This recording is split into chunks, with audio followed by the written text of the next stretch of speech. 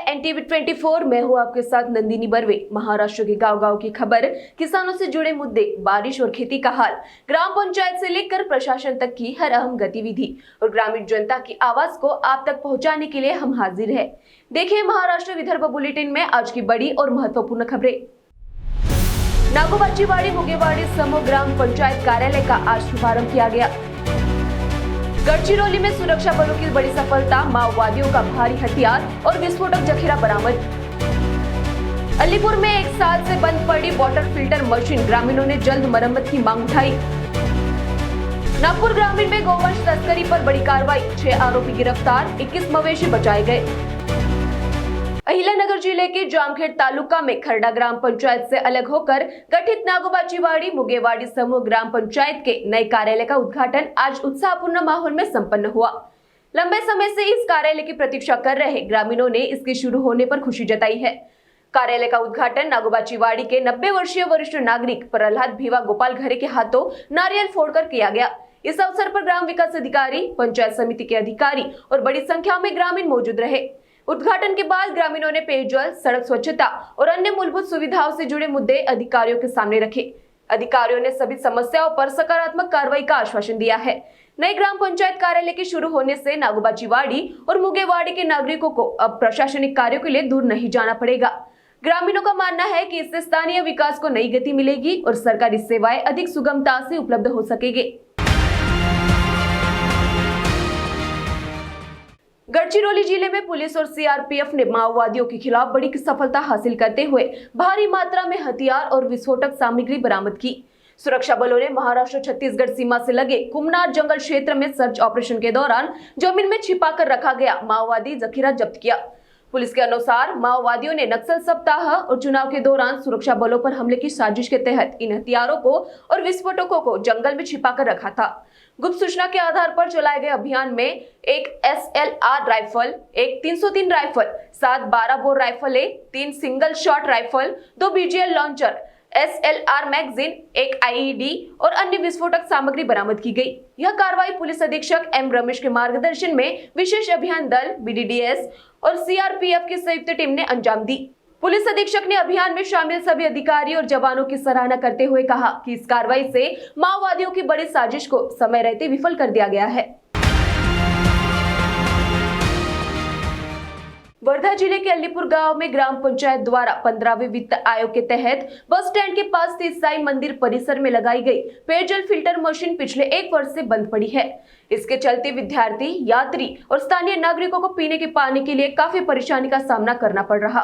स्थानीय लोगों का कहना है कि यह फिल्टर मशीन पहले बस स्टैंड और आसपास के क्षेत्र में आने वाले लोगों के लिए स्वच्छ पेयजल का प्रमुख साधन थी, लेकिन लंबे समय से बंद होने के कारण अब यह केवल शोभा की वस्तु बनकर रह गई है। समाज सेवक कैलाश बालबुद्दे ने ग्राम पंचायत से मांग की है कि फिल्टर मशीन की तत्काल मरम्मत कर उसे फिर से शुरू किया जाए, ताकि छात्र, यात्री और ग्रामीणों को स्वच्छ पेयजल की सुविधा दोबारा उपलब्ध हो सके। नागपुर ग्रामीण के बड़ौदा पुलिस ने गोवंश पशुओं की कथित तस्करी और अवैध परिवहन के खिलाफ बड़ी कार्रवाई करते हुए 6 आरोपी को गिरफ्तार किया। इस कार्रवाई में 21 गोवंश पशुओं को सुरक्षित छुड़ाया गया, जबकि 57,39,400 रुपए का माल जब्त किया गया है। पुलिस के अनुसार गुप्त सूचना के आधार पर आसलवाड़ा शिवार कामठी क्षेत्र में छापा मारकर 4 वाहनों में भरे जा रहे गोवंश पशुओं को बरामद किया गया। पुलिस को देखते ही आरोपी भागने लगे, लेकिन पुलिस ने पीछा कर उन्हें गिरफ्तार कर लिया। जांच में एक 10 चक्का ट्रक, 3 4 पहिया वाहन, 4 मोबाइल फोन, नकदी और गोवंश पशु जब्त किए गए। पुलिस का आरोप है कि पशुओं को बिना चारा पानी और बेहद संकरी जगह में बांधकर कथित रूप से वध के लिए ले जा रहा था। इस मामले में आरोपियों के खिलाफ पशु क्रूरता निवारण अधिनियम 1960 तथा महाराष्ट्र पशु संवर्धन अधिनियम के तहत मामला दर्ज किया गया है और पुलिस मामले की आगे की जांच में जुट चुकी है। नागपुर महानगर पालिका के प्रवर्तन विभाग ने शहर में अतिक्रमण के खिलाफ व्यापक अभियान चलाते हुए सीताबर्डी, महाल और बोरगांव अनंतनगर क्षेत्रों में बड़ी कार्रवाई की। सीताबर्डी में मुख्य सड़क से लेकर भेराइटी चौक तक सड़क और फुटपाथ पर किए गए अवैध अतिक्रमण हटाए गए। वहीं बोरगांव अनंतनगर क्षेत्र में मानकापुर से झिंगापाई टाकड़ी तक अभियान चलाकर अवैध ठेले और अस्थायी दुकानों को हटाया गया। इस दौरान करीब 3 ट्रक सामान, 6 ठेले और बड़े आकार के लोहे की दुकानें को जब्त किया गया। इसके अलावा महाल क्षेत्र में महाल चौक, बरकस चौक, केडी बाग और गड़कड़ी वाड़ा और कल्याणेश्वर मंदिर परिसर में भी सड़क और फुटपाथ पर किए गए अतिक्रमण को हटाया गया। यह कार्रवाई उपायुक्त मंगेश खवले और सहायक आयुक्त संजय कामरे के मार्गदर्शन में प्रवर्तन विभाग की टीम द्वारा की गई। मनपा ने स्पष्ट किया है कि शहर में अतिक्रमण के खिलाफ यह अभियान आगे भी जारी रहेगा। अकोला स्थित डॉक्टर पंजाबराव देशमुख कृषि विश्वविद्यालय के कुलपति डॉक्टर शरद रामराव गडाख को राष्ट्रीय छात्र सेना यानी एनसीसी के क्षेत्र में उनके उल्लेखनीय योगदान के लिए भारत सरकार के रक्षा मंत्रालय ने कर्नल कमांडेंट की मानद उपाधि से सम्मानित किया है। भारत सरकार की 2 मई 2026 की राजपत्र अधिसूचना के अनुसार यह सम्मान कुलपति के रूप में उनके कार्यकाल के लिए प्रदान किया गया। डॉक्टर गडाख को यह सम्मान एनसीसी के विकास, युवाओं में नेतृत्व, अनुशासन और राष्ट्र सेवा की भावना को बढ़ावा देने के योगदान के लिए दिया गया। इस उपलब्धि से डॉक्टर पंजाबराव देशमुख कृषि विश्वविद्यालय के साथ साथ महाराष्ट्र के शैक्षणिक जगत में खुशी का माहौल है। विश्वविद्यालय प्रशासन ने इसे संस्थान के लिए गौरवपूर्ण उपलब्धि बताया। महाराष्ट्र के गांव से जुड़ी कई अहम खबरें अभी बाकी है, लेकिन उससे पहले लेते हैं एक छोटा सा ब्रेक के बाद फिर लौटेंगे ग्रामीण महाराष्ट्र की ओर बड़ी खबरों के साथ। कहीं जाएगा नहीं, देखते रहिए NTV 24। अब दर्द को कहे अलविदा। बात रोग, जोड़ों का दर्द या सूजन से है परेशान, शिव शंकर आयुर्वेदिक क्लिनिक में पाए अनुभवी आयुर्वेदिक उपचार जो जड़ से समस्या पर काम करता है। प्राकृतिक इलाज, भरोसेमंद देखभाल और बेहतर जीवन की ओर एक कदम। आज ही संपर्क करें और दर्द से पाए राहत। शिव शंकर आयुर्वेदिक क्लिनिक, स्वस्थ जीवन और आयुर्वेद के साथ। बॉस ने मीटिंग बुलाई। बाहर उठो बैठो। तकलीफ उठने बैठने की नहीं, तकलीफ बवासीर की है। बवासीर, फिशर, भगंदर, पाइलोनियल साइंस का आयुर्वेद तथा आधुनिक लेजर से उपचार। कॉल या विजिट करें www.pilesfistulacure.com। This video is sponsored by Shivam Jewelers.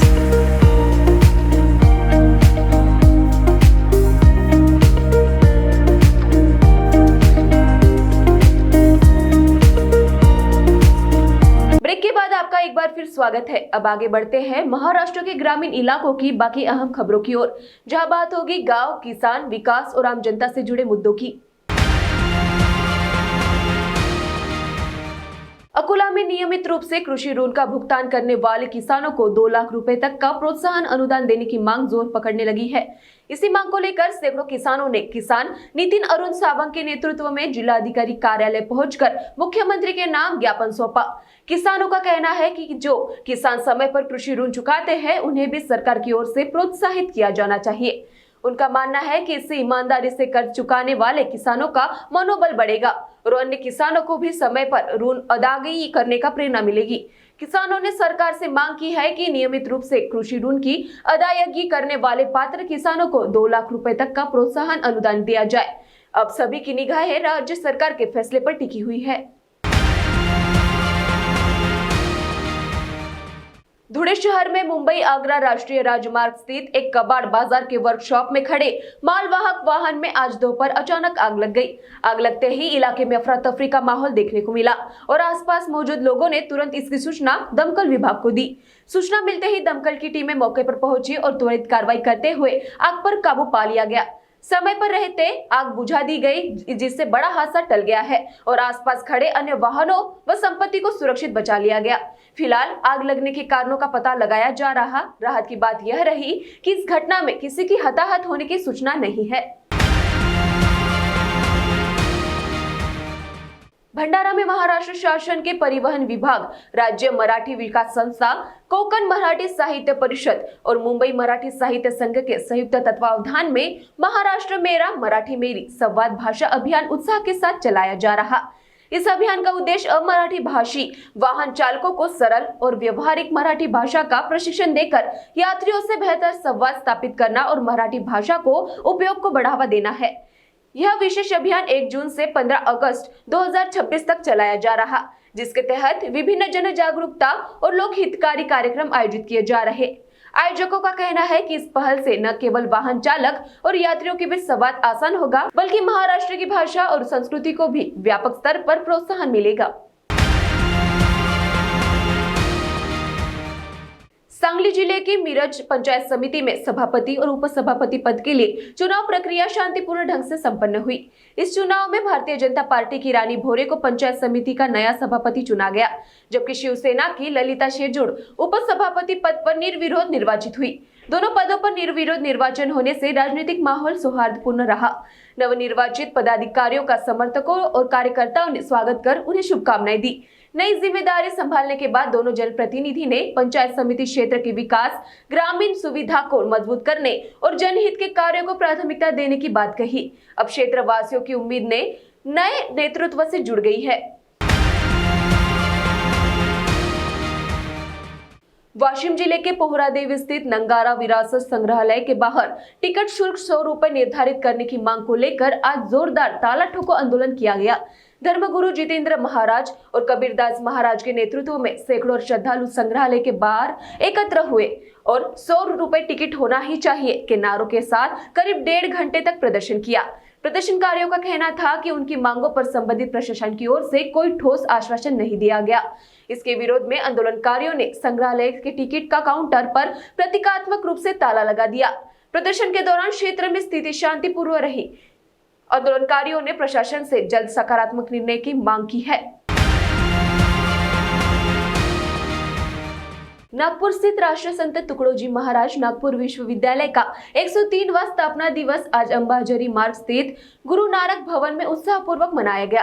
कार्यक्रम के मुख्य अतिथि महाराष्ट्र पशु एवं मत्स्य विज्ञान विश्वविद्यालय के कुलगुरु डॉक्टर नितिन पाटिल ने संबोधित करते हुए विकसित भारत 2047 की संकल्पना के मिशन मोड में साकार करने का आह्वान किया। उन्होंने कहा कि विकसित राष्ट्र के निर्माण में उच्च शिक्षण संस्थानों और युवाओं की भूमिका सबसे महत्वपूर्ण है। समारोह की अध्यक्षता विश्वविद्यालय की कुलगुरु डॉक्टर मनाली क्षीरसागर ने की, जबकि विधायक आशीष देशमुख विशेष अतिथि के रूप में उपस्थित रहे। इस अवसर पर शिक्षा, अनुसंधान और नवाचार को बढ़ावा देने पर जोर दिया गया तथा विश्वविद्यालय की उपलब्धि और भविष्य की योजनाओं पर भी प्रकाश डाला गया है। तो ये थी आज की ग्रामीण महाराष्ट्र की कुछ खबरें। आगे की और खबरों के लिए देखते रहिए NTV 24।